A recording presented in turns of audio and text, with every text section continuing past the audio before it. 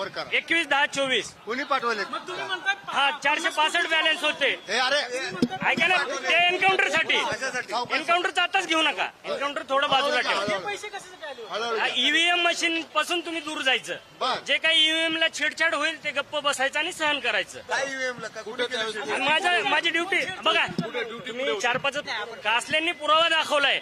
मतदानाच्या दिवशी 10 लाख रुपये त्याच्या अकाउंटला जमा झालेत असा प्रश्न विचारा. आणि त्याच दिवशी त्यांना तिथे ड्युटी होती ईव्हीएम जवळ, तिथून का काढलं? जेव्हा मनुष्यबळाचा म्हणजे अपुरं मनुष्यबळ होतं परळीला माझी ड्युटी होती. ईव्हीएम मशीन जवळ रात्री. बघा तुम्ही जो एन्काउंटरचा मुद्दा घेताय आणि जो मेन मुद्दा पाहिजे ना आपल्याला, हा कितलीच हजेरी. माझं ऑर्डर आहे. सगळे भेटेल तुम्हाला. काय होतं तुम्हाला? हा चुकीच्या पद्धतीने आलेत. धनंजय मुंडे नाही, पूर्ण सरकार. जर एकनाथ शिंदेचं जर सरकार सोडलं ना, एवढे अजितदादांच्या सीट येऊ शकतात.